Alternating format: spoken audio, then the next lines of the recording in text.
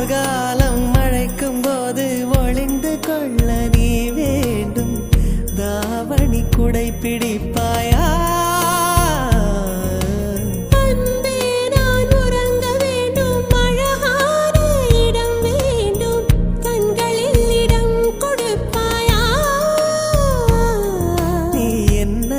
வந்து நெளிய நான் உன் மனதில் சென்று ஒளிய நீ உன் மனதில் என் உருவம் கண்டுபிடிப்பாயா?